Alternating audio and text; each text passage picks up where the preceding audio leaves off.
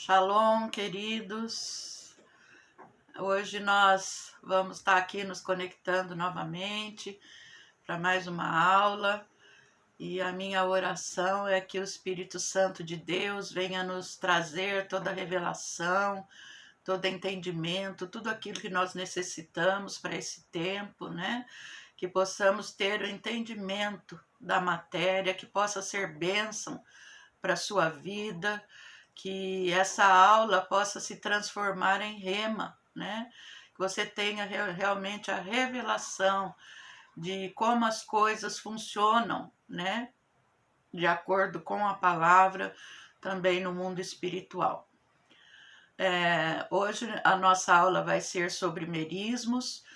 Essa matéria é uma matéria muito interessante, né? Porque ela vai tratar de algo que desde que a gente nasce de novo, acho que uma das maiores batalhas que a gente tem é entender, né, o que realmente vem de Deus, o que vem do diabo e o que vem da nossa alma. E essa matéria, ela vai estar nos ajudando a entender um pouquinho de como tudo isso funciona, né? Mas para isso nós precisamos entender, né, que nós somos um ser espiritual. Somos um homem espiritual que tem alma, que tem corpo, né?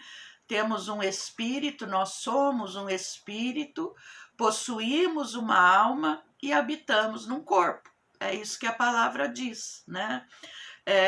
O espírito, amados, biblicamente falando, é pneuma, ou seja, é o soprar, é o respirar de Deus sobre a nossa vida. Quando Deus criou o homem ali no Éden, ele formou o homem do pó da terra, mas a palavra de Deus diz que ele assoprou do seu próprio fôlego nas narinas deste homem, que na realidade ali era simplesmente uma escultura de terra, né? E nós vemos que a partir daquele momento que entrou o pneuma de Deus, que entrou o soprar de Deus, a respiração do próprio Deus, o homem se tornou alma vivente. Então nós vemos que espírito vem de pneuma, vem de soprar, de respirar, e a alma é o psique, né?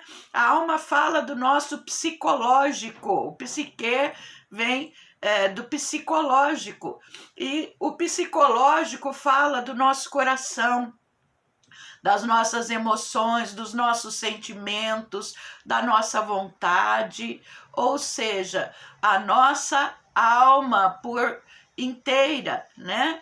E o corpo é o soma, ou seja, é a natureza física. Nós vivemos num mundo físico, por isso precisamos de um corpo físico para podermos interagir nesse mundo físico, né? Mas o mais importante, que o que realmente nos deu vida, é o nosso espírito.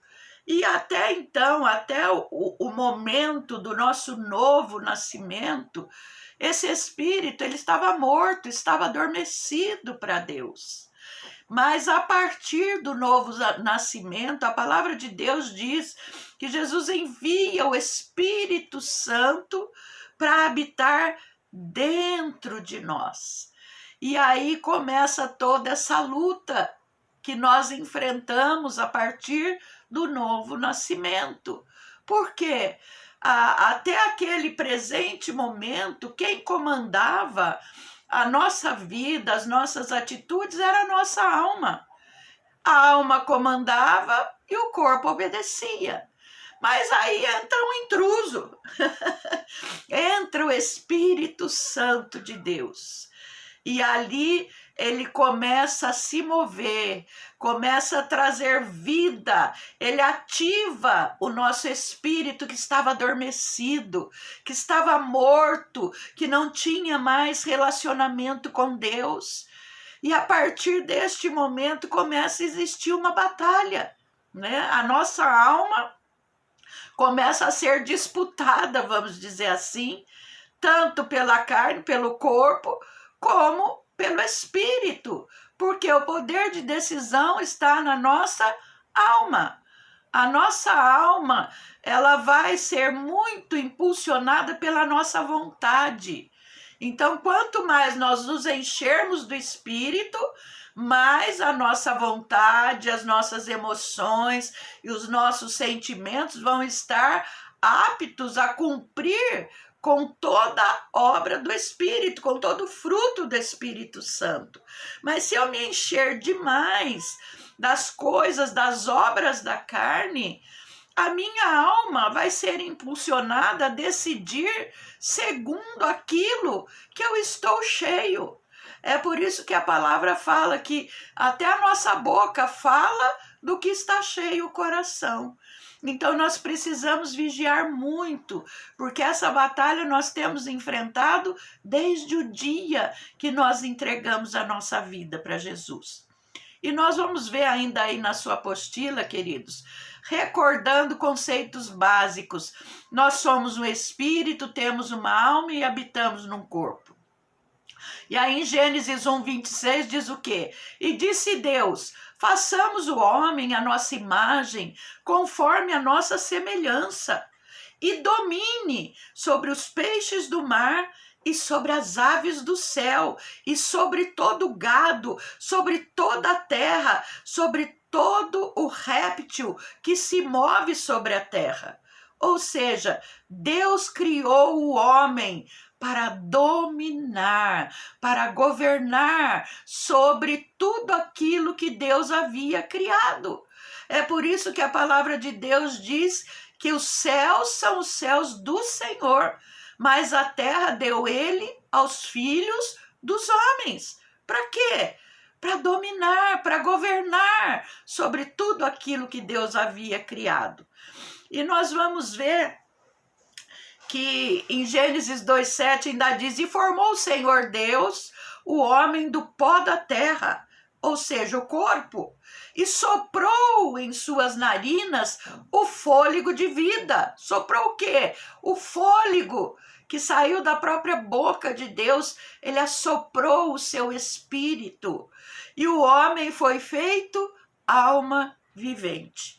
Ou seja, para quê? Para que o homem pudesse exercer todo o domínio, né, sobre toda aquela estrutura que Deus havia criado. Deus deu a ele uma estrutura tremenda, que era um espírito para poder ter comunhão com Deus. Por quê? Porque Deus é espírito.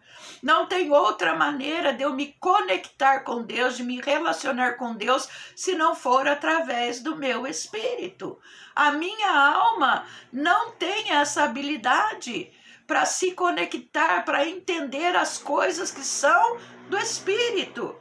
E nós vamos ver, o Espírito, ele sempre vai lidar com a dimensão espiritual, ou seja, com a comunhão com Deus.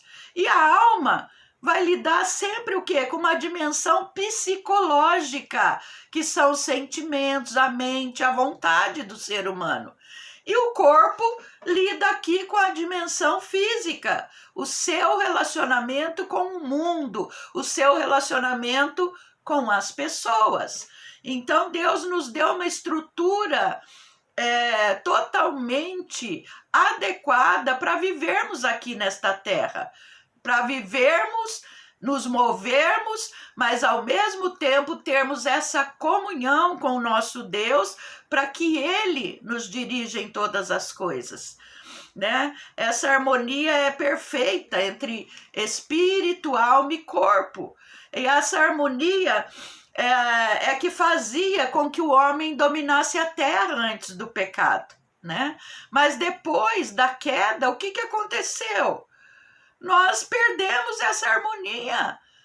O espírito, naquele momento em que Adão pecou, desobedeceu a Deus, optou por uma vida distante de Deus, houve uma ruptura.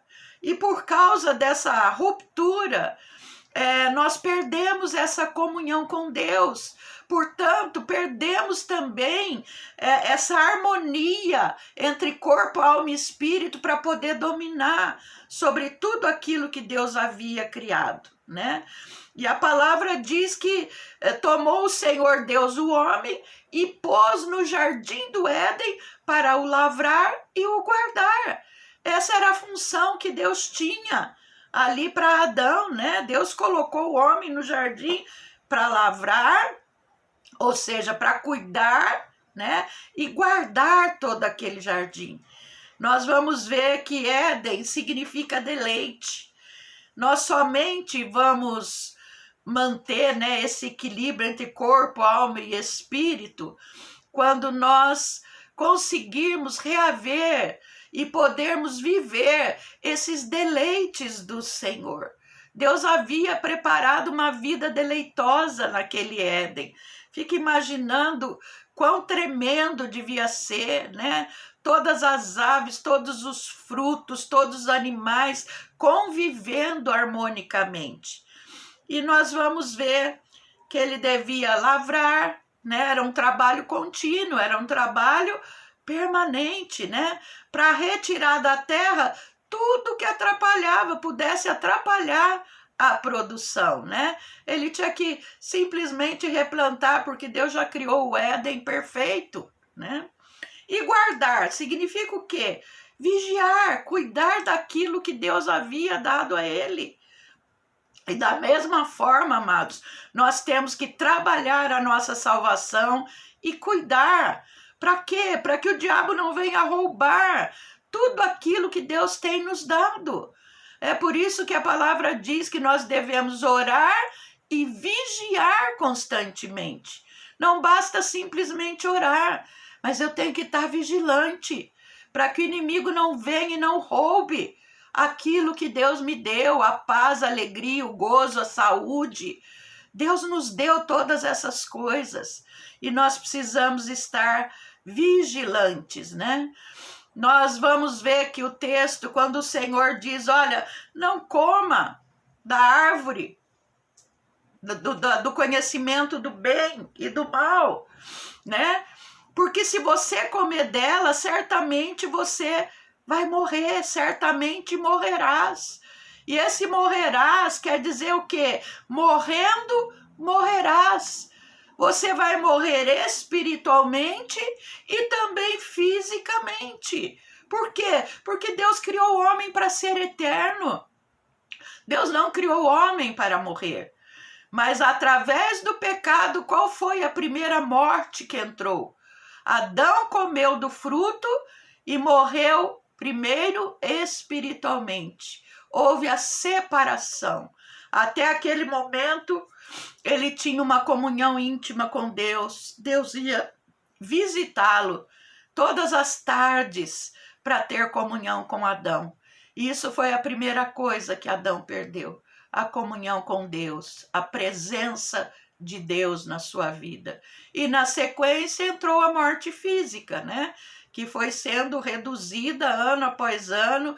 Antigamente, os patriarcas, as pessoas viviam 900 anos, 700 anos, 600 anos, mas daí Deus disse, olha, agora é 120 anos, são 120 anos, e depois dos 70, enfado e cansaço. Por quê? Porque a alma humana foi se corrompendo por causa do pecado, né? Quando a queda, entrou o pecado, entrou a queda do ser humano, e hoje nós estamos vivendo. O que é que essa queda provocou ao longo de todos esses anos? Coisas terríveis que nós temos visto, tanta violência, tantos abusos, tantas mentiras, tanta corrupção em todas as áreas da vida do ser humano. Então, hoje, nós precisamos, sim, né, retornar e voltar para as veredas antigas do Senhor, para que possamos vivenciar esses caminhos de delícias que Deus tem para as nossas vidas, né? A essa perfeita harmonia. Mas isso não é fácil, queridos. É uma luta que nós enfrentamos constantemente. da nossa carne contra o nosso espírito.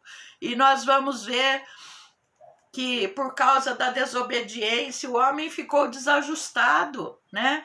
O espírito morreu, separou-se de Deus, a alma e o corpo passaram a dominar, e o resultado de tudo isso foi a perda do domínio.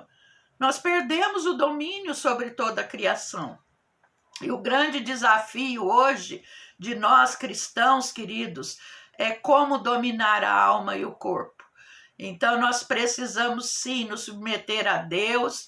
E Lucas 9, 23 diz assim: e dizia a todos: se alguém quer vir após mim, negue-se a si mesmo, tome a cada dia sua cruz e siga-me. O negar-se a si mesmo, amados, fala de dominar a alma. Só tem um jeito de eu dominar a minha alma, é mandar ela se calar muitas vezes. Porque a nossa alma estava acostumada a dar ordens. Até o momento do novo nascimento, ela que comandava. Ela que tomava as diretrizes, ela que mandava e desmandava, né? Mas para que hoje eu possa andar e ser realmente uma pessoa espiritual, como diz a palavra, não ser mais aquele crente tecnon, né, imaturo, tenho que me transformar dia a dia através desse processo de santificação, de crucificar o meu eu, a minha vontade e me submeter à vontade de Deus, que está onde? Na sua palavra. A palavra de Deus é o maior direcionamento que nós podemos ter para a nossa vida. Ela é a constituição do reino de Deus. Todo reino tem uma constituição. E a palavra de Deus, ela é a constituição do reino de Deus para as nossas vidas. Então, nós temos sim que tomar a cada dia a nossa cruz, né? E a cruz fala da nossa alma crucificada. E por quê? Porque o maior campo de batalha é na nossa mente. É na nossa alma que nós vamos receber as informações, os dardos, as contaminações. E se nós acolhermos isso, nós vamos contaminar o nosso coração. E a partir do momento que nós contaminamos o nosso coração, nós estamos sujeitos a fazer coisas que às vezes até mesmo a gente duvida, que estão fora da palavra. Então precisamos guardar sim, sobretudo que deves guardar, guarda o teu coração, porque dele procedem as fontes da vida. Então, se você quer ter um coração limpo, saudável, maleável, ensinável, você tem que guardá-lo. Você tem que guardar a sua mente. Não permitir que o inimigo lance setas, dardos e que você caia nas armadilhas que ele armou.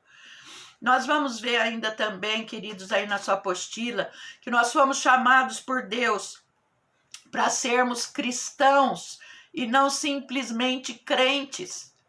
Em Tiago 2, nós vamos ler o 17 até o 19, que diz assim: assim também a fé, se não tiver as obras, é morta em si mesma. Mas dirá alguém: tu tens a fé e eu tenho as obras. Mostra-me a tua fé sem as tuas obras, e eu te mostrarei a minha fé pelas minhas obras. Tu crês que há um só Deus? Fazes bem. Também os demônios o creem e estremecem. O fato, queridos, de que crer simplesmente por si só não é suficiente. O diabo também crê e ele estremece realmente diante de Deus. Mas, infelizmente, muitos de nós, né, cristãos, nem temem mais a Deus. Usam muitas vezes o nome de Deus em vão, né? Fazem tantas coisas, infelizmente, nos dias de hoje, que desagradam tanto o coração de Deus, né? Muitas vezes pecam deliberadamente, né? Como se Deus não existisse. Ficam relativizando a palavra, dizendo, não é bem assim, você é muito religioso, você é muito fanático. Não, queridos, a palavra diz exatamente aquilo que ela quer dizer. E se eu digo que sou cristão, eu tenho que ser um modelo de Cristo aqui na Terra, né? Nós fomos chamados por Deus para quê? Para sermos vasos. A palavra de Deus não diz que nós somos canais.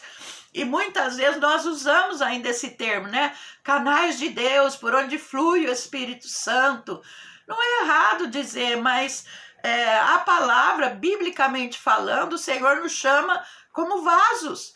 Ali em 2 Coríntios 4 diz assim: temos, porém, esse tesouro, que é o quê? O Espírito Santo habitando dentro de nós, em vasos de barro, para que a excelência do poder seja de Deus e não de nós. Ou seja, queridos, tudo que eu tenho de bom já na minha vida é porque o Espírito Santo habita dentro de mim, é porque o Espírito Santo habita dentro de você, porque de nós mesmos, queridos, nós não temos nada de bom a oferecer a Deus. A palavra de Deus diz que Ele nos amou, mesmo quando nós éramos inimigos dele.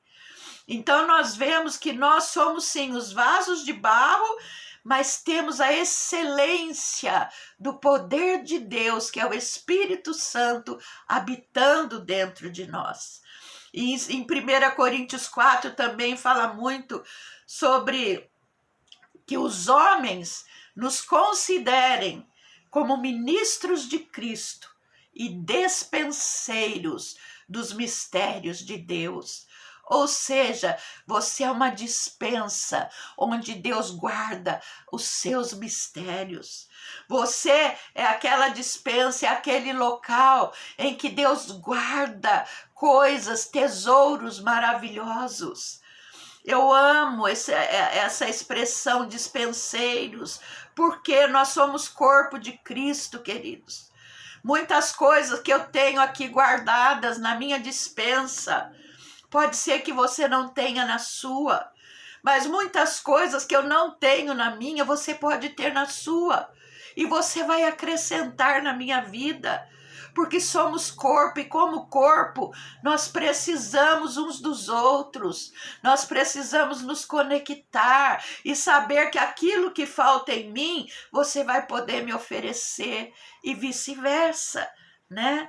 A palavra também aqui em Romanos 9, 22 diz assim: e que direis se Deus, querendo mostrar a sua ira e dar a conhecer o seu poder, suportou com muita paciência os vasos de ira, preparados para a perdição, para que também desse a conhecer as riquezas da sua glória nos vasos de misericórdia, que para a glória já dantes preparou.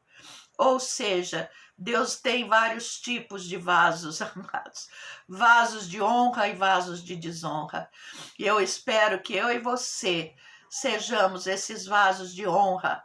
E não existe parte nenhuma, queridos, no corpo que possa ser dispensado. Às vezes você diz, não, eu quero ser, né, os olhos de Deus. Eu quero ser a boca de Deus, eu quero ser o braço. Mas se você olhar para o teu corpo, para o teu dia a dia, não tem nenhuma parte do teu corpo que você possa dizer, dessa eu não preciso. Não é verdade? Todos, para que funcione harmonicamente, nós precisamos de todas as partes desse corpo que é maravilhoso, que é a máquina mais perfeita que Deus já criou. 1 Pedro 4:10 também diz assim: cada um administre aos outros o dom como recebeu, como bons dispenseiros da multiforme graça de Deus. Ou seja, como bons dispenseiros, amados, nós temos que o que? Administrar aos outros os dons que nós recebemos. Dom é presente de Deus e o dom é do Espírito Santo, o dom não é meu. É o Espírito que me concede e usa a minha, a sua vida para o quê? Em benefício do outro. O dom nunca é para nós mesmos. O dom é para o corpo de Cristo. O dom é para beneficiar os irmãos. O dom é para beneficiar as pessoas.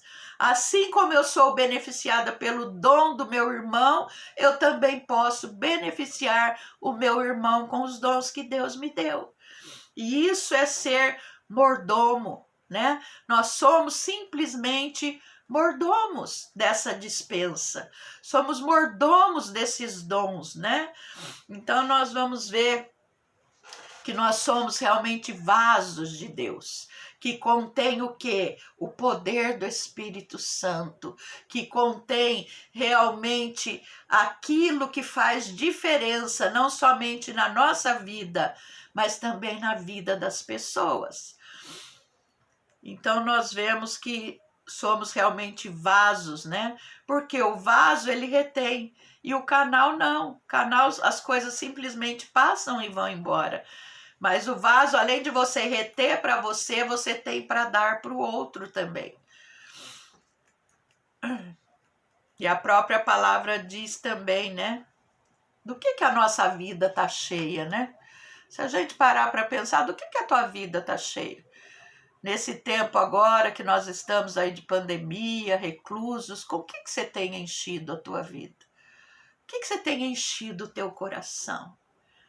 A palavra de Deus em Efésios 5 diz, não vos embriagueis com o vinho, em que há contenda, mas enchei-vos do Espírito. E essa parte é minha e sua, queridos. Nós temos que nos encher do Espírito. Não adianta dizer, Espírito Santo, me enche, não. Como é que eu me encho? Orando, buscando a presença de Deus, lendo a palavra, tendo comunhão com Ele, tendo intimidade com o Espírito Santo, reservando tempo para Ele. E muitas vezes, mesmo reclusos, a gente acaba achando tanta coisa para fazer, não é verdade? Nós precisamos sim priorizar as coisas que a traça não rói e que a ferrugem não destrói. Ou seja, tudo aquilo que é eterno, aquilo que nós vamos poder levar para a eternidade. Definição de unção. Unção é o que? A capacidade do Espírito Santo para cumprimento do seu chamado. Nós vamos ver que essa capacitação é dada pelo Espírito Santo para nós executarmos o propósito de Deus, ou seja, para a vida, né, das pessoas, executarmos o propósito de Deus ministerial, aquilo que Deus já estabeleceu desde a eternidade para você fazer, para mim fazer. Ou seja, uma capacitação, ou seja, nós fomos destinados ao serviço do Senhor.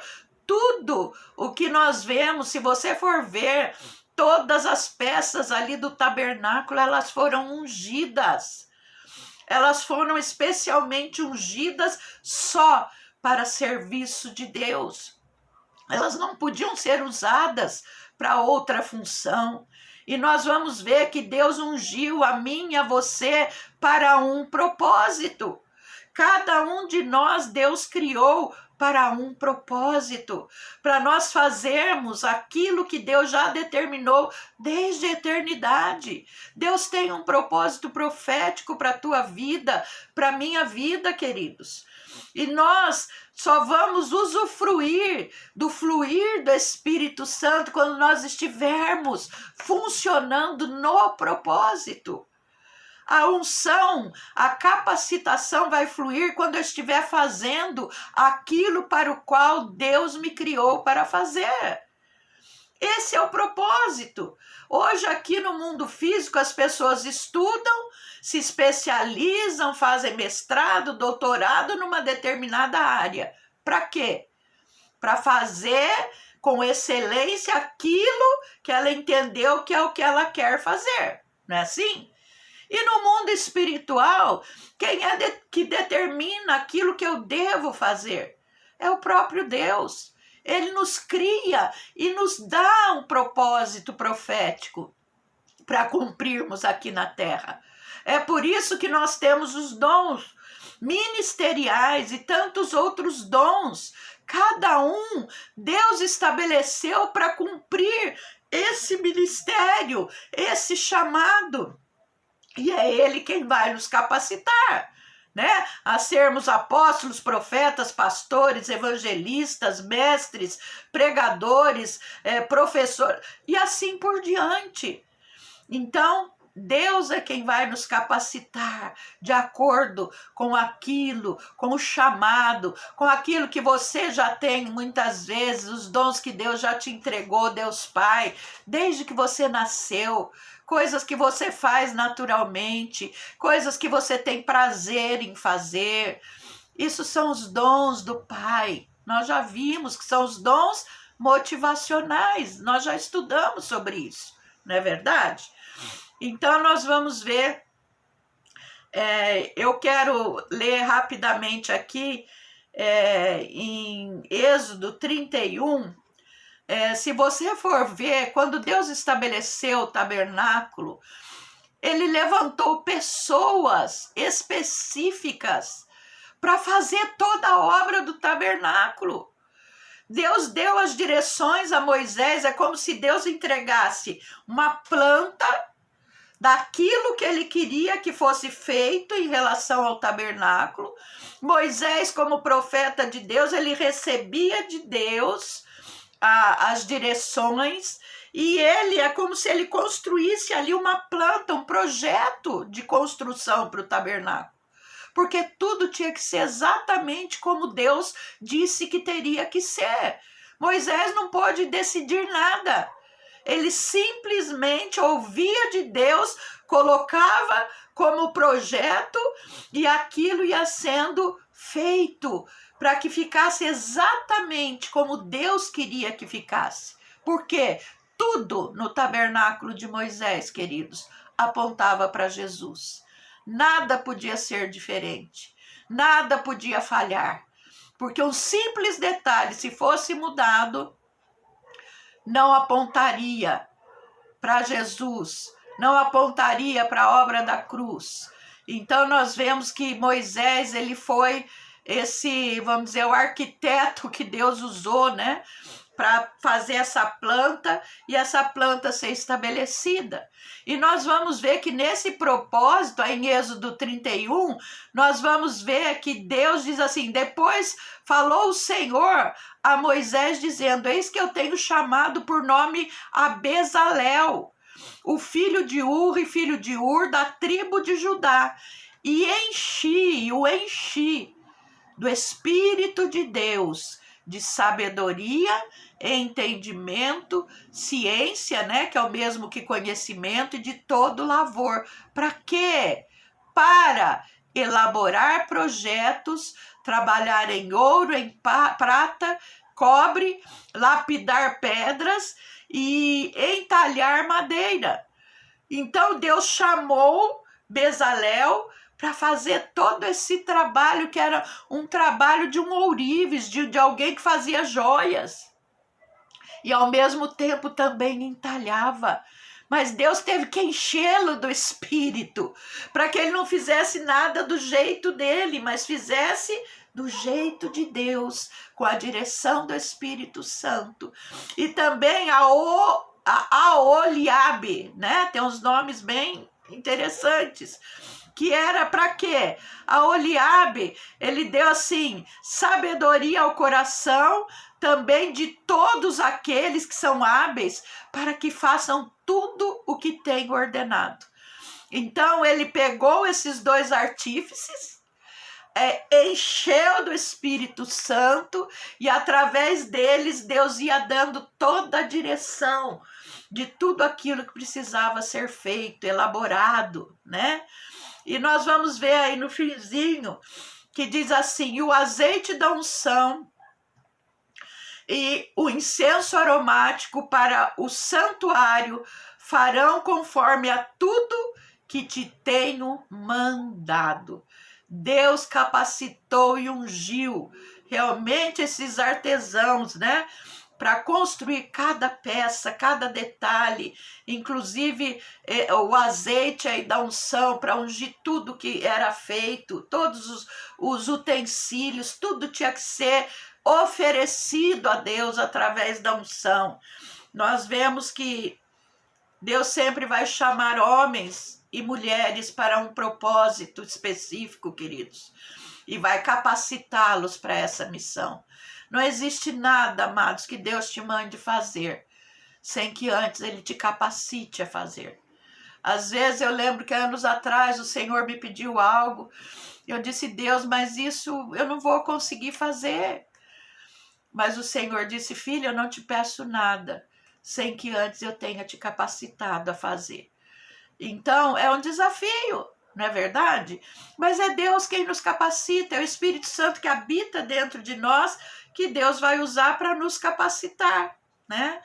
Nós vemos também no Novo Testamento, né, ali em Lucas 4, 18 e 19, o Espírito do Senhor é sobre mim, pois que me ungiu para evangelizar os pobres. Está falando de quem? De Jesus.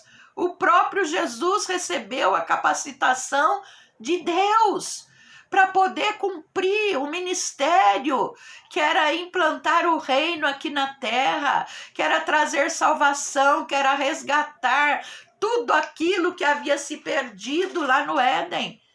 Então ele diz, o Espírito do Senhor está sobre mim. Por quê? Porque ele me ungiu. Para quê?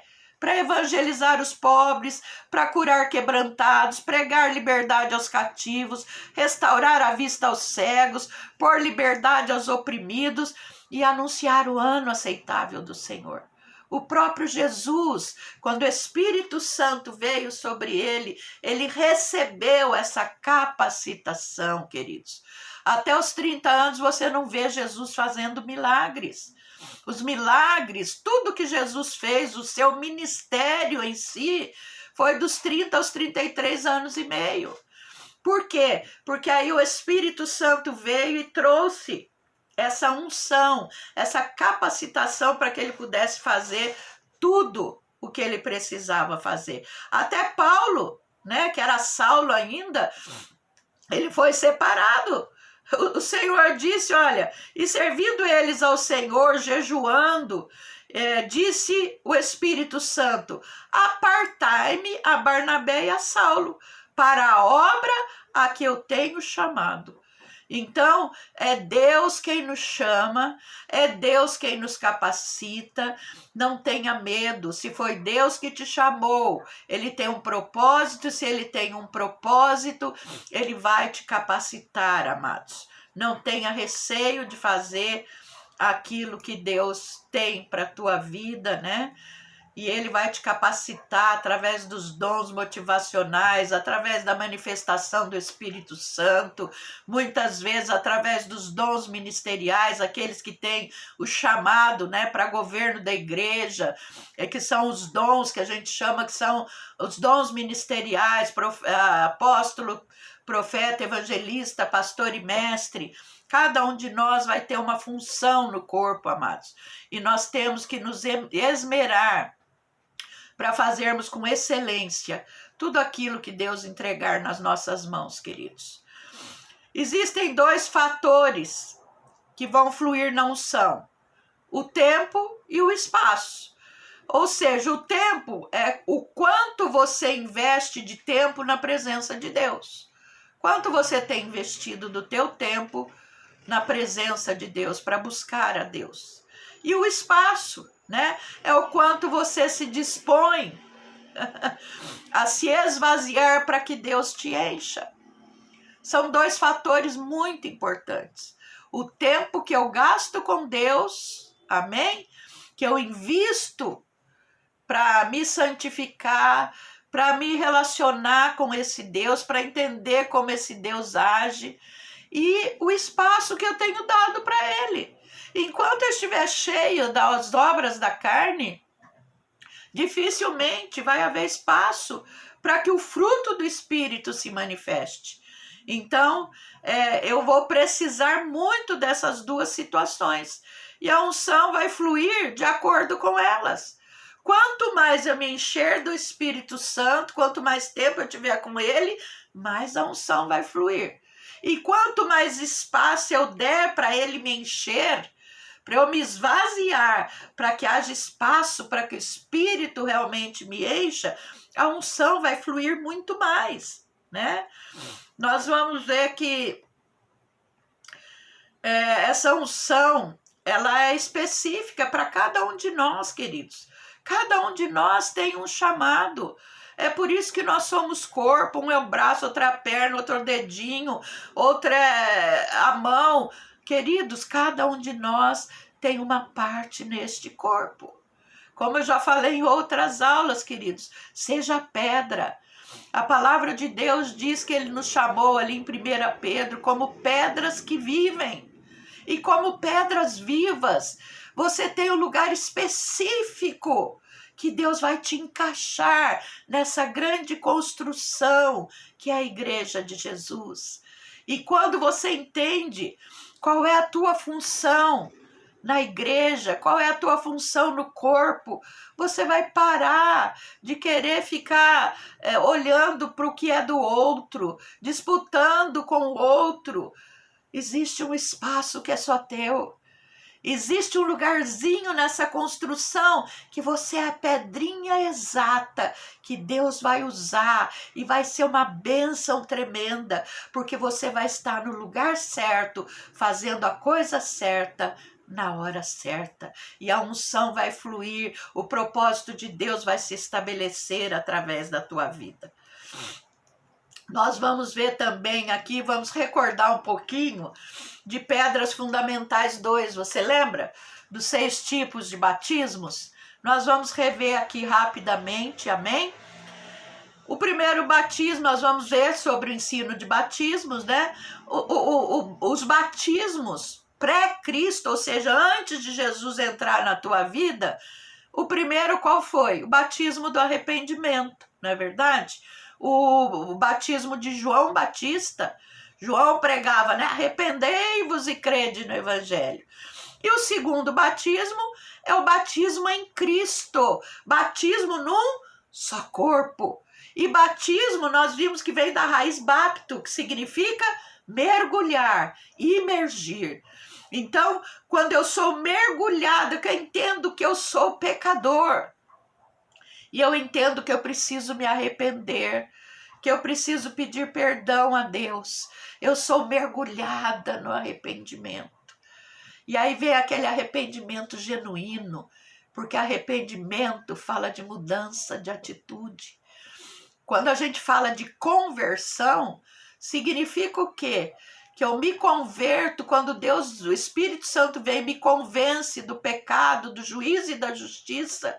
Eu olho para toda aquela podridão que está ali dentro de mim ainda, as coisas erradas. Eu digo, Senhor, é verdade, isso tudo está aqui, eu me arrependo. E isso é a verdadeira conversão. Você está indo numa direção, o Espírito Santo diz, você está errado, na direção errada, volta agora. E a gente faz a conversão e volta para o caminho correto. Então nós somos mergulhados primeiro no arrependimento, depois somos inseridos no corpo de Cristo e começamos a fazer parte do reino de Deus. E nós vamos ver que no novo nascimento, a nossa alma ela continua vivente, amados, ela não morreu, mas no novo nascimento o vaso ainda está cheio das coisas da alma, de tudo, das minhas vontades, das minhas emoções, de tudo aquilo que os meus 5 sentidos geraram até aquele momento. E nós temos que nos esvaziar de todas essas coisas que foram produzidas pela alma até aquele momento, né? E muitas vezes a gente nem consegue fazer isso sozinho. Você vai precisar da ajuda, muitas vezes, do seu pastor, de irmãos, de conselheiros. Para quê?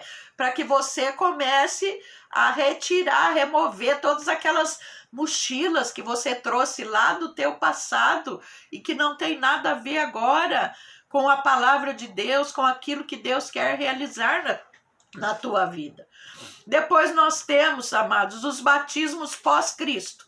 Então já passamos pelo batismo do arrependimento, já fomos inseridos no corpo de Cristo, já fazemos parte do corpo de Cristo, e nós vamos ver que esses batismos, eles tratam do cristão no reino, ou seja, e da instrução.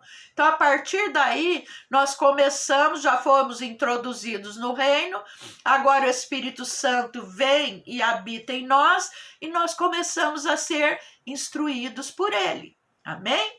E nós vamos passar o quê? Pelo batismo nas águas e o batismo no Espírito Santo, ou seja, quando nós nascemos de novo, eu já havia dito, nosso espírito estava morto ali, amortecido para as coisas de Deus, não é verdade?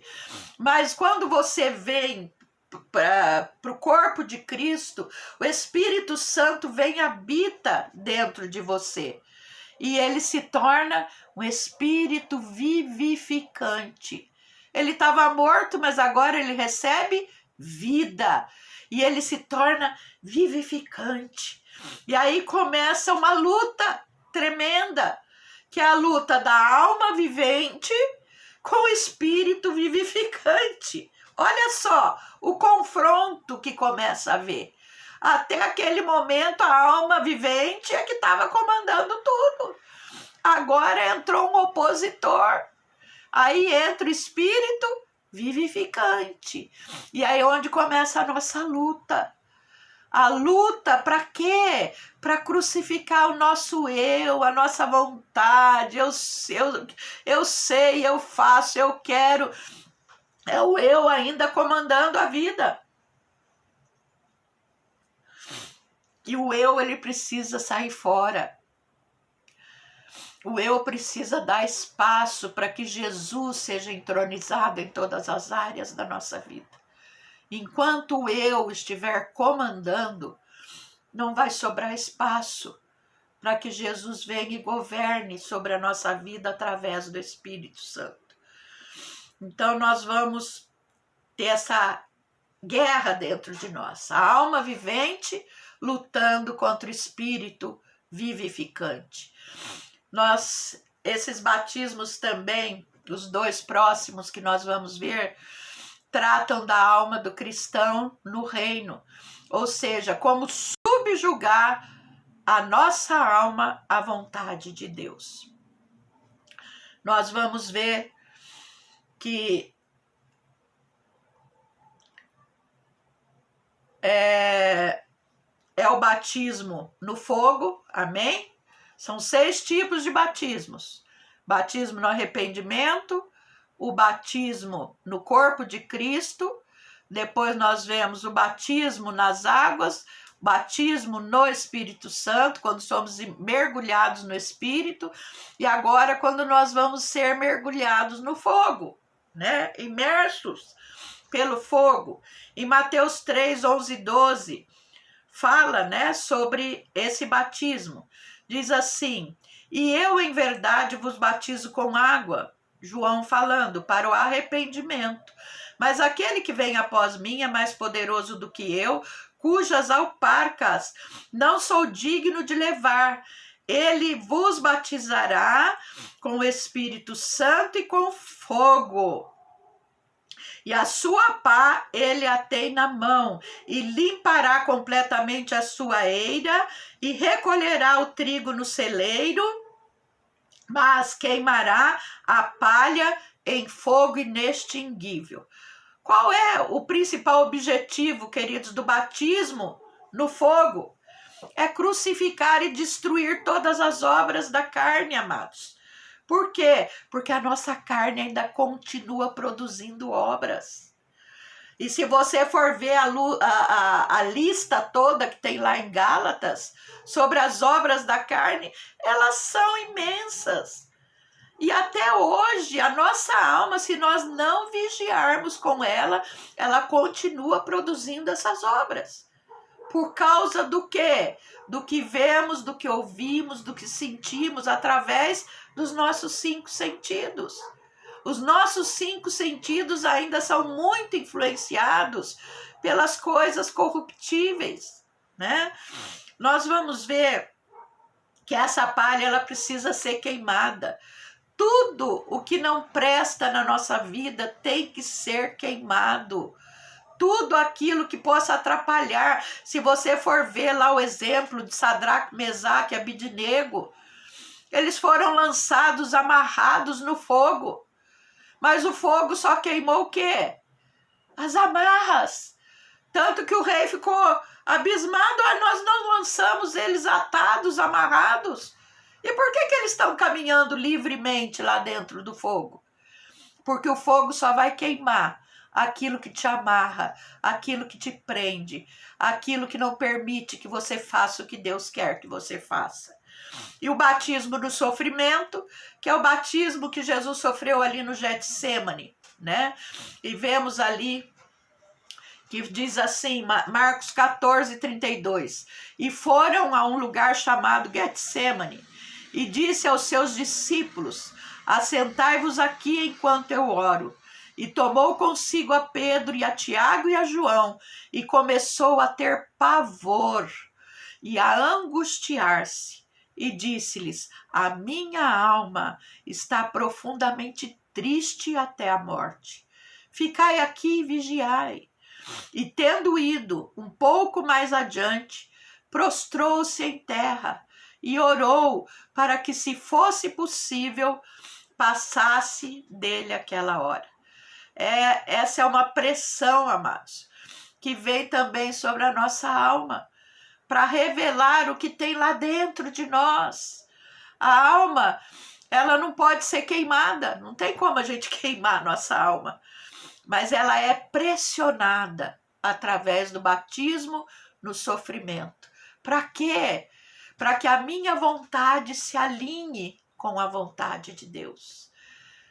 Jesus estava passando por esse momento, ele sabia o que era necessário fazer naquele momento, mas a alma dele ainda estava guerreando, ainda estava sofrendo com aquilo que ele precisava fazer, que era se separar de Deus Pai e do Espírito Santo durante aqueles 3 dias que ele esteve ali no Hades. E nós vemos que o sofrimento da alma de Jesus foi tão grande, foi tão pressionado, que ele acabou realmente suando sangue, né? E nós vemos que isso é possível cientificamente, se eu não me engano, chama-se hematidrose, esse processo de quando a alma entra num processo de sofrimento muito grande, rompe-se alguns vasos da nossa pele e começam a verter esse sangue, né? A nossa alma normalmente não vai querer se subjugar ao espírito, amados. Vai existir sempre uma luta, porque você fez determinadas coisas por tanto tempo, tantos anos, que na hora de você abrir mão ainda tem muita coisa que dá prazer. Se o pecado não desse prazer para a nossa alma, ninguém pecaria mais, amados. Mas infelizmente o pecado ainda dá prazer para a nossa alma, para a nossa carne. Nós vamos ver que existe uma diferença, queridos, entre tentação e provação. A tentação normalmente vem do diabo, ou seja, o alvo do diabo é levar você a desobedecer a Deus. Isso é tentação. E a provação vem de Deus, ou seja, o alvo é fazer de você alguém mais que vencedor. A tentação você tem que resistir, mas a provação você tem que se submeter, porque toda prova vem para que você saia aprovado dela, né? Todos os cursos que a gente faz, inclusive no IFC, nós temos provas. E o objetivo é que a gente saia aprovado, que a gente tire uma boa nota. E muitas vezes Deus prova o nosso coração.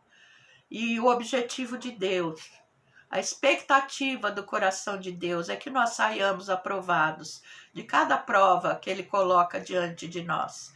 Que a gente vença as tentações, que a gente vença a nossa alma, o nosso eu, a nossa vontade. Qual é o principal objetivo dessa matéria, querido? Nós vamos ver aí. É entender que somos fiéis depositários em vasos de barro. Nós precisamos ter essa fidelidade a tudo aquilo que Deus já nos deu, fidelidade à palavra, fidelidade aos ensinos que já temos recebidos. Nós somos esses depositários. Cavar fundo, amados, tirando sujeira. Para quê? Para ampliar o espaço desse vaso. Para que esse vaso esteja mais vazio de mim mesmo, mais cheio do poder de Deus. E em terceiro lugar, obter tempo também para entrar na presença de Deus, para buscar a presença, porque só a presença de Deus é que vai fazer diferença nas nossas vidas, na nossa casa, nos nossos negócios. Deus precisa estar presente em todos os lugares da nossa vida. Em quarto lugar, encontrar áreas que a alma está dominando e subjugá-las ao senhorio do Senhor Jesus Cristo. Isso é muito importante. Muitos de nós ainda têm Jesus só como Salvador, que vai para o céu, já estou salvo, mas ainda a nossa alma ainda não permitiu que Ele seja Senhor, que Ele domine sobre todas as áreas da nossa vida. E por fim aqui, nós vamos ver agora, entrar numa parte um pouco mais específica sobre a matéria, que é merismos, dividindo a alma e o espírito, que está em Hebreus 4, 12, 13. Porque a palavra de Deus é viva e eficaz, mais penetrante do que espada alguma de 2 gumes. E penetra o quê? Até a divisão da alma e do espírito, das juntas e medulas, e é apta para discernir os pensamentos e as intenções do coração. E não há criatura alguma encoberta diante dele, diante de Deus. Antes, todas as coisas estão nuas e patentes aos olhos daquele com quem temos de tratar. Um dia nós vamos ter que prestar contas ao Senhor, queridos, de tudo aquilo que fizemos no corpo e através do corpo. E nós vamos ter que ver se as nossas obras elas vão ser palha, feno e madeira, vão ser queimadas, ou vão ser ouro, prata e pedras preciosas, para podermos depositar aos pés do Senhor.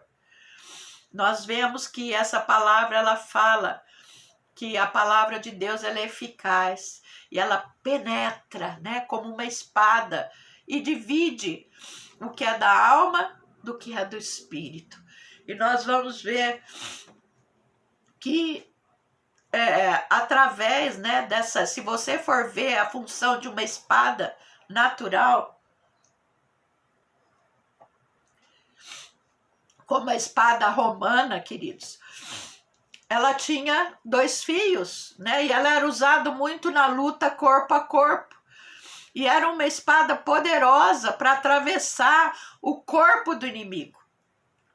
E quando ela penetrava, ela não somente rasgava a pele, mas ela rasgava a carne, rasgava muitas vezes até os ossos das pessoas. E assim é a espada de Deus. Ela não pode encontrar resistências em mim e em você. Ela tem que ter um efeito que ela consiga penetrar em todas as áreas da nossa vida. Penetrar de uma maneira que ela separe os pensamentos, as intenções, que ela separe o que é da minha alma e o que é do espírito. Quando a palavra vem, ela nos confronta. E você vai ver que muitas vezes tem coisas que você achava que você estava fazendo e que eram de Deus. E às vezes o Espírito Santo vai te convencer e você vai ver, puxa vida, Senhor, eu estava fazendo na força do meu braço. Eu não estava fazendo através da tua direção. Eu não estava discernindo corretamente as coisas. Me perdoa, Senhor, porque agora a tua palavra entrou de uma maneira tão tremenda na minha alma, entrou tão tremenda no meu espírito, que agora eu consigo discernir que o que eu estava fazendo não vinha do Senhor, mas muitas vezes era da minha própria alma e às vezes até do próprio inimigo. E é assim que a palavra tem que ser viva, ela tem que ser poderosa, porque ela é impulsionada pelo Espírito Santo. E ele é poderoso para fazer infinitamente mais do que tudo aquilo que a gente possa imaginar, queridos. Ela é eficaz também, ou seja, ela é poderosa, porque ela cumpre todos os propósitos. Quando Deus diz, eu libero a minha palavra, mas ela não volta para mim vazia. Ela vai fazer tudo aquilo que me apraz. E ela vai prosperar tudo aquilo para que a enviei. Ou seja, quando a palavra é liberada, ela age naquele problema, ela age naquela situação e ela traz a solução. Ela é eficaz, porque ela produz soluções, ela produz restauração, ela produz cura. Nós vamos ver que ela é cortante. Amados, não há dureza que a palavra de Deus não possa cortar. Não há negligência que ela não possa identificar e condenar. Não há desvio de rota, desvio de caráter que ela não repreenda. Não há desobediência, amados, nem segredo que a palavra não descubra. E não há amarras que ela não possa desfazer. A palavra de Deus, ela é viva, ela é eficaz e ela produz tudo aquilo que ela diz que vai produzir. Ela é penetrante também. Não há coração duro que ela não possa penetrar, porque ela revela o coração inteiro do homem, queridos. Ela deixa claro quem é obediente e quem não é obediente. Ela revela que pode entrar, quem pode entrar realmente no descanso de Deus e quem vai permanecer no deserto, muitas vezes, da incredulidade. Porque a incredulidade é o oposto da fé, e sem fé é impossível agradar a Deus, amados. Assim como essa espada romana que eu acabei de falar, não encontra resistência nem na pele, nem na carne, nem nos ossos quando ela penetra. Assim é a palavra de Deus dentro de nós. Em 1 Coríntios 2 diz assim: mas Deus nos revelou pelo seu Espírito, porque o Espírito penetra todas as coisas, ainda as profundezas de Deus. Dividir a alma do Espírito. Ela revela o que é de Deus e o que não é na tua vida, queridos. A palavra mostra ao cristão como ele é. A palavra de Deus nos desnuda diante de Deus. Não tem nada que a gente possa esconder de Deus. E a palavra é o próprio Jesus.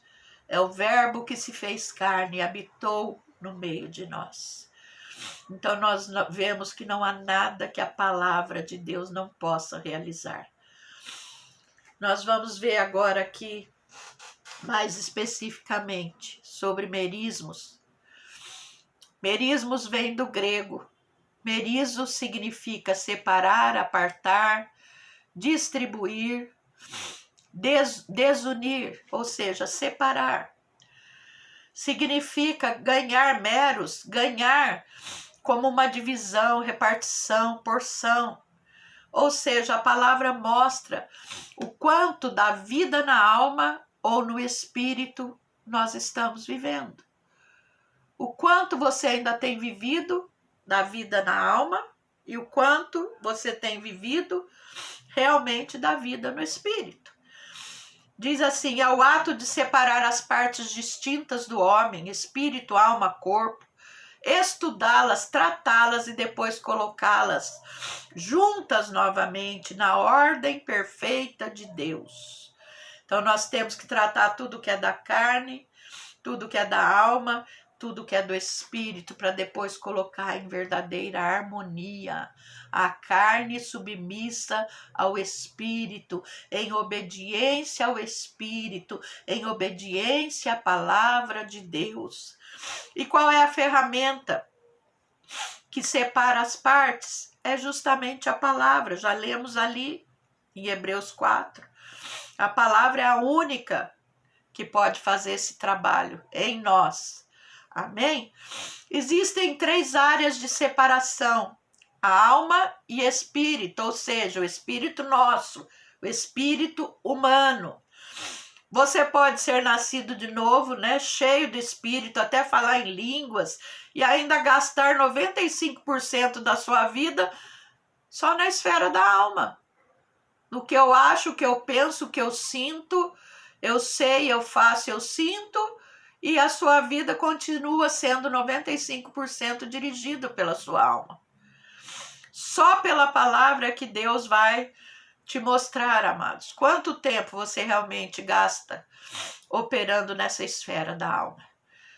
Não tem saída, queridos. Nós temos que merismar, nós temos que aprender a separar o que é da alma do que é do espírito.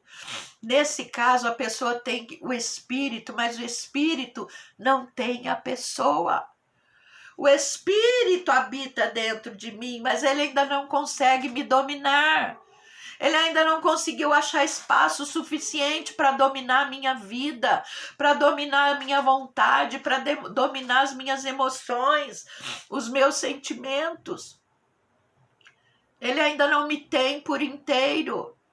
E Deus quer 100% de mim e de você.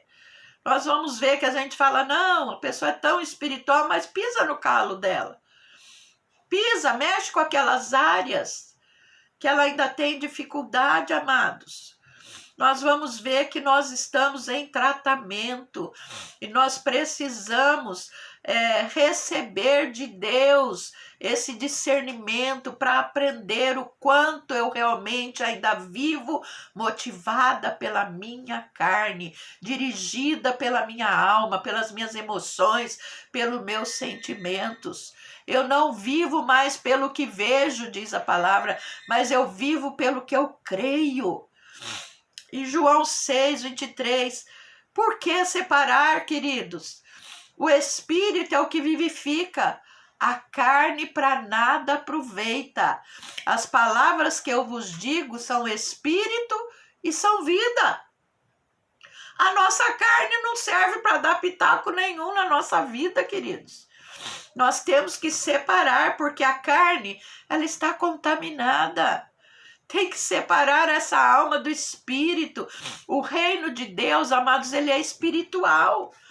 Você pode até andar no reino do espírito, mas você ainda vive num mundo que o sistema é todinho corrompido. A palavra de Deus diz que o mundo jaz no maligno. Então nós passamos às vezes boa parte do nosso tempo convivendo com esse sistema maligno. E nós estamos sujeitos a nos contaminar. É por isso que a gente tem que estar sempre se passando em revista. Como Davi dizia, Senhor, sonda o meu coração. Vê se há em mim algum caminho mau e guia-me, Senhor, pelo caminho eterno.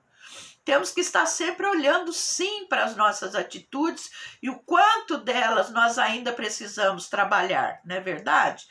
A palavra trata com a alma do homem e remove dela as forças da arrogância, da altivez, das opiniões, do orgulho, das jactâncias, do domínio. Nós vamos ver que muitas vezes ainda temos o nosso narizinho empinado, né?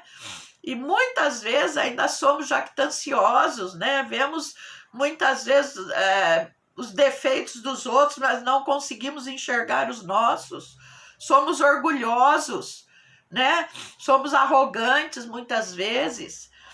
A nossa alma, amados, ela tem que ser submissa e governada pelo Espírito Santo.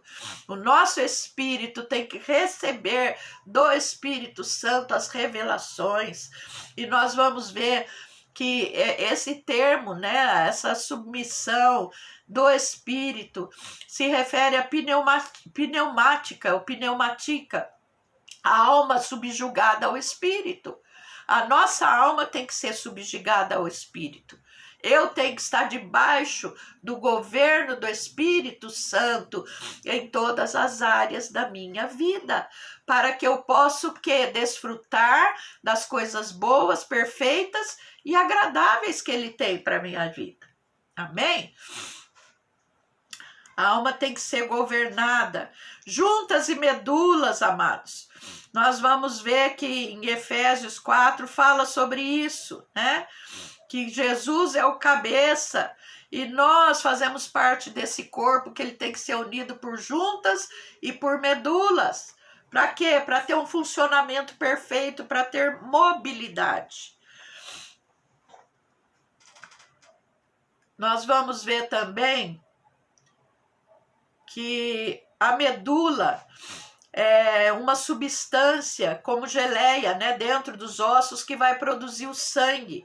Em Levítico 17 diz assim: porque a vida da carne está no sangue, pelo que vô-lo tenho dado sobre o altar, para fazer expiação pelas vossas almas, porquanto é o sangue que fará expiação pela alma. Ou seja, a vida está no sangue. Se você se esvair de sangue, você vai morrer. É o sangue que circula pelo nosso corpo que traz a vida. Se o sangue parar de circular, você vai morrer. Então, a nossa saúde depende do sangue, a tua saúde depende do sangue. Se você tiver uma hemorragia ou qualquer outro problema e perder muito sangue, você vai ficar fraco. E nós vamos ver que a medula, ela carrega todos os nutrientes que nós necessitamos de uma junta, né? Para que, unida a outra parte, ela tenha saúde e o crescimento dos ossos. Nós vamos ver, quando uma junta está fora do lugar, a medula vai secar, porque ela não vai conseguir se conectar com o outro osso, para que esse líquido que está dentro dela possa fluir em toda a medula, toda a coluna vertebral. Nós vamos ver que quando a coluna se desloca, primeira coisa, a medula para, ela começa a secar, começa a ter dores violentas, né? Nós vamos ver que Deus compara muito o funcionamento do nosso corpo físico com as coisas espirituais. Para quê? Para a gente entender um pouco melhor como funciona o mundo espiritual, né? Quando o osso está no lugar errado no corpo, a medula não vai fluir. As juntas falam da alma. A medula fala do espírito, porque é onde está ali a vida. E o osso fala do corpo. Então, quando essas três coisas caminham de maneira correta, harmonicamente, o corpo vai funcionar. Quando a minha alma estiver submissa ao espírito, o corpo vai obedecer ao espírito. Amém? A minha alma vai se submeter, a minha vontade vai se submeter a Deus, e eu só vou fazer aquilo que Deus quer que eu faça, aquilo que for correto diante de Deus. Eu vou ter temor de Deus quando vier alguma ideia para fazer coisa errada. O alvo de Deus é ter cada osso devidamente colocado na junta certa, para que a medula flua, para que a vida de Deus flua em mim e em você, queridos. Nós vamos ver também, amados, pensamentos e intenções do coração. Você já viu alguém dizer uma coisa e fazer outra? Quantas vezes, né? A intenção do coração pode ser alinhada com a palavra e o seu comportamento totalmente desalinhado. Eu tenho a intenção de fazer a coisa certa, mas na hora de fazer, eu faço a coisa errada. Eu não faço aquilo que eu desejava fazer. Nós vamos ver que só a palavra de Deus é que é apta realmente para nos ajudar. A palavra de Deus é apta para nos revelar, também para nos condenar, para nos julgar, né? É mediante a palavra que o homem é desnudado perante os olhos de Deus. Então é a palavra que vai trazer realmente, vai dividir o que é da alma e o que é do espírito. Nós vamos ver dividido contra si mesmo. Esse texto é tremendo. Em Mateus 12, 22 a 29. Trouxeram-lhe então o endemoniado, cego e mudo, e de tal modo curou que o cego e o mudo falava e via. E toda a multidão se admirava e dizia: não é este o filho de Davi? Mas os fariseus, ouvindo isso, diziam: esse não expulsa demônios senão por Belzebu, príncipe dos demônios. Jesus, porém, conhecendo seus pensamentos, disse-lhes: todo reino dividido contra si mesmo é devastado. Então nós vamos ver, queridos, que a casa dividida contra si mesmo, ela é devastada. Antes de nós nascermos de novo, queridos, o espírito, ele estava morto. Ele estava ali apagadinho. E a alma tinha preeminência. Ela que decidia tudo, né? E, consequentemente, a alma e o corpo faziam o que sentiam bem fazer. A alma decidia, o corpo ia lá e fazia. Talvez você fosse uma pessoa até boa, né? Aí em João 3, que fala, não importa seu comportamento, você tem que nascer de novo. A palavra de Deus diz aí, necessário vos é nascer de novo. Nascer da água e do Espírito, nascer da palavra e do poder do Espírito Santo que te convence do pecado, do juízo e da justiça, queridos. Nós precisamos ser nascidos não só de corpo e alma, mas precisamos ser nascidos do Espírito. E no momento realmente em que você nasce de novo, você se tornou uma casa dividida. Que Paulo fala lá em Romanos 7, né? Ele diz que existe essa lei espiritual, mas ele diz, eu sou carnal, vendido sob o pecado. O que eu faço eu não aprovo. Então, tudo aquilo que eu quero fazer, muitas vezes eu não consigo fazer. E aquilo que eu não quero, eu acabo fazendo. Ele diz, olha, o pecado que habita em mim me leva a fazer essas coisas. Porque eu não faço o bem que eu quero, mas o mal que eu não quero, eu faço. E nós vamos ver que essa luta está dentro de cada um de nós. E ele diz, miserável homem que eu sou, quem me livrará do corpo dessa morte? Ou seja, a alma e o corpo certamente vão se opor ao espírito, queridos, porque ela tem vontade própria e não quer se submeter à vontade do espírito. A alma tem vontade própria e ela não quer se submeter à vontade do Espírito Santo. Nós vamos ver que quando nós nos convertemos, nos tornamos divididos contra nós mesmos. É uma casa, é um reino dividido que não vai poder sobreviver. Nós temos aqui uma grande luta. A nossa carne lutando contra o nosso espírito, nascido de novo, né, através do Espírito Santo. E a casa dividida não pode subsistir. E você não pode servir a dois senhores. Ou você vai servir a um, ou você vai servir ao outro. Você tem que decidir. Quem é que você quer servir? As obras da tua carne ou se submeter ao fruto do Espírito Santo? Ninguém pode servir a dois senhores, amados. Ou você vai odiar a um e amar o outro, ou você vai se dedicar a um e desprezar o outro. Nós temos que andar segundo o padrão de Deus, não nos submetendo mais às concupiscências da nossa carne, não nos submetendo mais aos desejos desenfreados da nossa carne, mas sim nos submetendo ao Espírito Santo de Deus. Nós vamos ver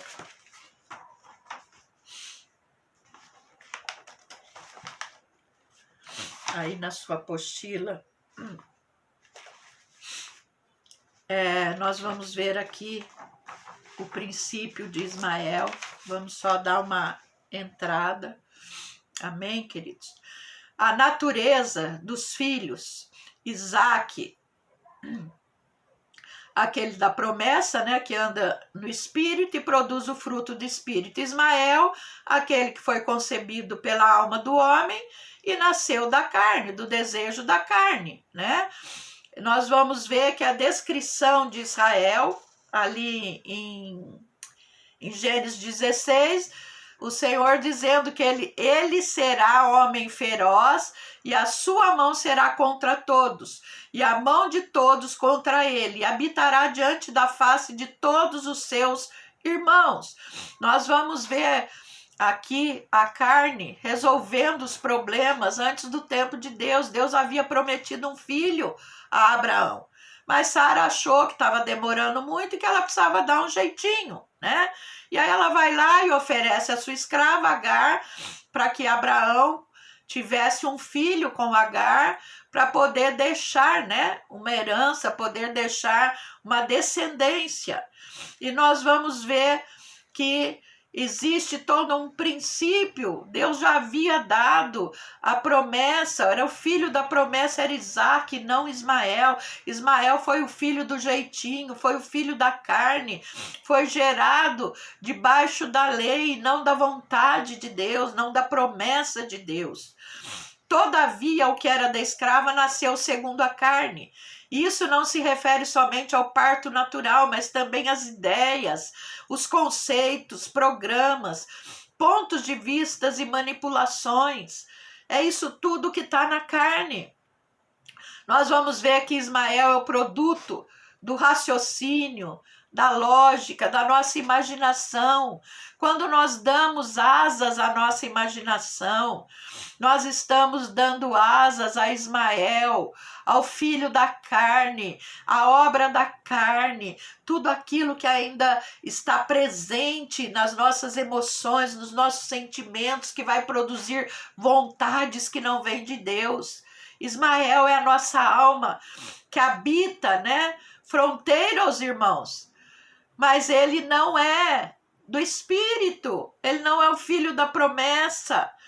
Nós vamos ver que a sua mão é contra todos, ou seja, a alma é contra tudo e contra todos, tudo aquilo que é de Deus. A nossa alma vai se opor, a nossa alma vai gerar briga, contenda e outras cositas mais, né? Se a gente puder olhar para tudo aquilo que a alma produz.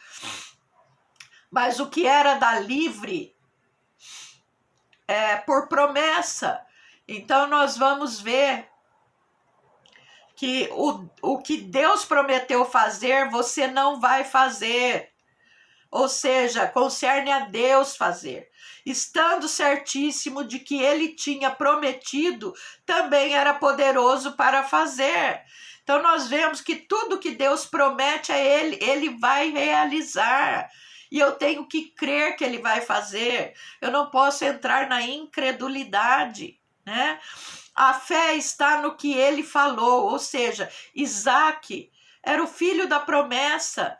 E o nosso espírito submisso é o nosso espírito submisso à vontade de Deus. Se Deus tem dito algo para você, ele vai cumprir. E quando eu me submeto à palavra de Deus, eu me submeto à vontade de Deus, eu vou gerar o filho da promessa, o filho bendito, o filho que vai ter herança diante de Deus, e não as obras da carne. Gálatas também aí fala, né? Gálatas 4, que dá à luz filhos para a servidão. Agar era escrava, né? Ali de Sarai. E ela foge, quando ela foi colocada, foi pressionada por Sarai, porque Sarai estava enfurecida na realidade, né?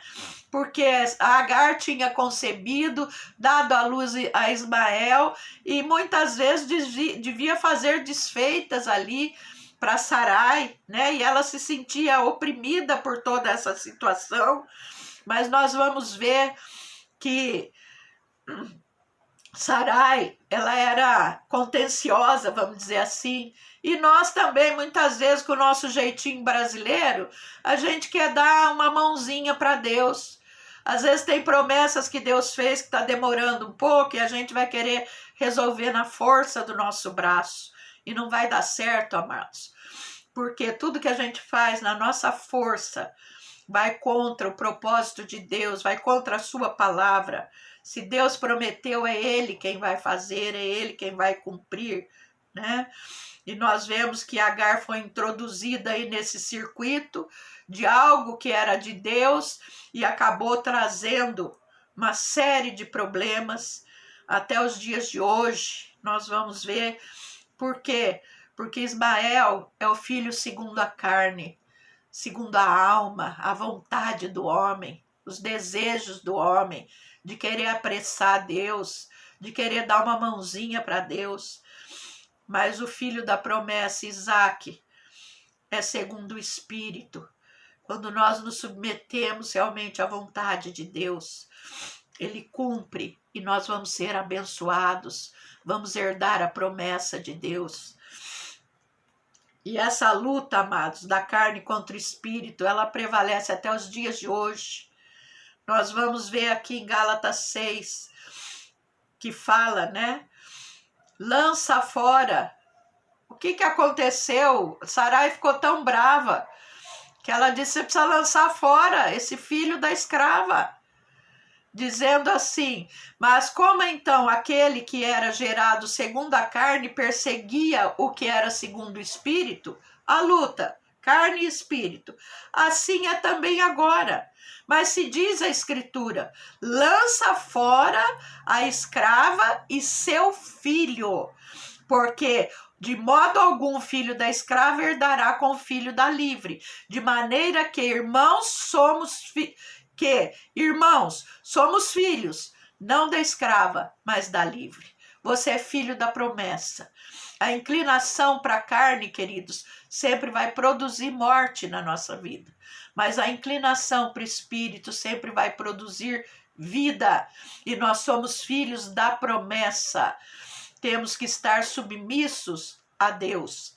Abraão tinha dois tipos, duas naturezas habitando ali dentro da mesma tenda, amados. E nós vamos ver que ele precisou lançar fora o herdeiro ali, que era obra da carne.